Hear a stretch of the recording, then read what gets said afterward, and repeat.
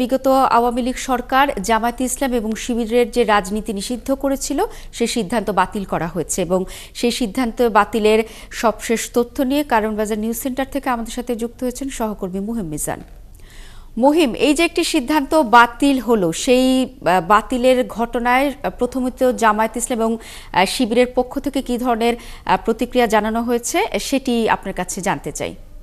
প্রজ্ঞাপন জারি করার পরে হয়তো তাদের পক্ষ থেকে হয়তো কোনো বক্তব্য পাওয়া যেতে পারে। এখনো পর্যন্ত যেহেতু প্রজ্ঞাপন সরকার স্বরাষ্ট্র মন্ত্রণালয়ের পক্ষ থেকে বা সরকারি পক্ষ থেকে জানানো হয়নি, সে কারণে আসলে প্রতিক্রিয়াটি পাওয়া যাচ্ছে না। একটু জানিয়ে রাখি শ্রাবণী, সেটি হচ্ছে যে গেল সরকারের সময় অর্থাৎ আওয়ামী লীগ সরকারের সময় গেল সাবেক প্রধানমন্ত্রী শেখ হাসিনার নেতৃত্বে কিন্তু জামায়াতে ইসলাম এবং ইসলামী ছাত্র শিবিরের রাজনীতি নিষিদ্ধ করা হয় গত 1 আগস্ট বৃহস্পতিবার, এবং সে 1 আগস্টই কিন্তু প্রজ্ঞাপন জারির মাধ্যমে আসলে তাদের রাজনীতি নিষিদ্ধ করে জামায়াতে ইসলামের এবং ইসলামী ছাত্র শিবিরের। তাদের বিরুদ্ধে অভিযোগ ছিল, আপনি জানেন যে সেই সময় বৈষম্য বিরোধী ছাত্র আন্দোলন যখন চলছিল সরকারের কোটা সংস্কারের দাবিতে, তখন আসলে বিভিন্ন মুভমেন্টে অর্থাৎ বৈষম্য বিরুদ্ধে ছাত্র আন্দোলনের যে আন্দোলনগুলো ছিল সে আন্দোলনে সেই সময়কার সরকার বারবার অভিযোগ করছিল জামায়াত ইসলাম এবং ইসলামী ছাত্র শিবির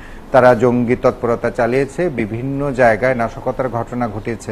এই বিষয়গুলোকে মাথায় টেনে তারা কিন্তু কয়েক দফা সভা ডেকে সাবেক প্রধানমন্ত্রী শেখ হাসিনার নেতৃত্বে কয়েক দফা আলোচনা করে গত 1 আগস্ট আসলে আনুষ্ঠানিকভাবে এবং সরকারিভাবে প্রজ্ঞাপন দিয়ে 1 আগস্ট আসলে জামায়াতে ইসলাম এবং ইসলামী ছাত্র শিবিরের রাজনীতি নিষেধ করে।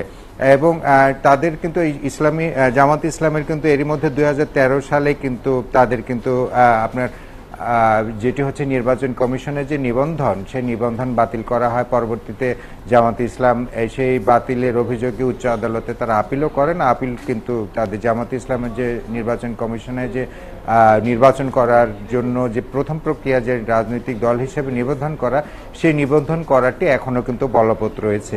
সেই প্রেক্ষিতে কিন্তু পরবর্তীতে বিভিন্ন সময় শেখ হাসিনার সরকার সে সময় তারা প্রায় বলেছিল যে জামায়াতে ইসলামকে কি করে নিষিদ্ধ করা যায় সেই বিষয়ে কিন্তু তারা তখন আলোচনা করছিল, কিন্তু শেষ পর্যন্ত তারা করেছে 2024-এর 1 আগস্ট। সেটি হচ্ছে কোটা সংস্কার আন্দোলনে যারা বৈষম্য বিরোধী ছাত্র আন্দোলনের মুভমেন্টে যারা ছিল সেই বিষয়গুলোকে টেনে, যে সেই মুভমেন্টের সঙ্গে নাশকতার ঘটনা ঘটিয়েছে জামায়াতে ইসলাম এবং ইসলামী ছাত্র শিবির, এই অভিযোগটি টেনেই কিন্তু 1 আগস্ট একেবারে স্বরাষ্ট্র মন্ত্রণালয়ের মাধ্যমে প্রজ্ঞাপন দিয়ে জামায়াতে ইসলাম এবং ইসলামী ছাত্র শিবিরের নিবন্ধন রাজনীতিকরণ আর নিষিদ্ধ করে।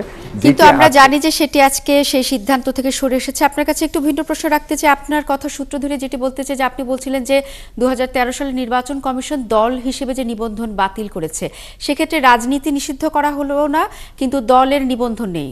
যদি জামায়াতে ইসলামে ভোটে দাঁড়াতে চায় বা নির্বাচনে অংশ নিতে চায়, কি প্রক্রিয়া আসলে অনুসরণ করতে হবে দলটিকে? আসলে কি প্রক্রিয়া অনুসরণ করতে হবে সেটি হলো, যদি নিবন্ধন বাতিল থাকে, বলবৎ থাকে, তাহলে তাদের যে সমর্থক, তাদের যে দলীয় নেতাকর্মীরা, তারা হয়তো বা কোনো জোট করতে পারে, জোটের অন্তর্ভুক্ত হতে পারে, তাদের সমর্থন হয়তো তারা দিতে পারে।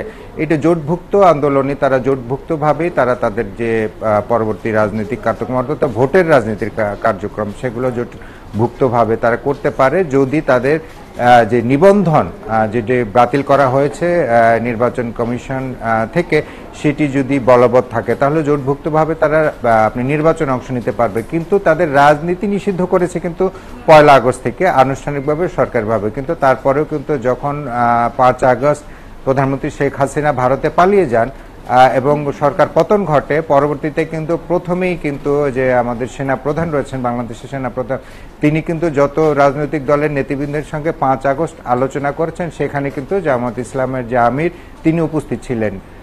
এবং আসলে রাজনীতি করার নিবন্ধন নিষিদ্ধ করা থাকলেও তারা কিন্তু রাজনীতিটা করছেন এবং সেটা তারা আনুষ্ঠানিকভাবেই করছেন। এখন এটি আসলে সময়ের ব্যাপার ছিল মাত্র। আপাত দৃষ্টিতে বোঝা যাচ্ছে যে জামায়াত ইসলামের যে নিষেধাজ্ঞা, রাজনীতির যে নিষেধাজ্ঞা যে প্রজ্ঞাপন, সেই নিষেধাজ্ঞা প্রজ্ঞাপন আসলে একটু সময়ের ব্যাপার ছিল। সে আসলে যে কোনো সময় যে বাতিল করা হতে পারে এটিও আলোচনা চলছিল।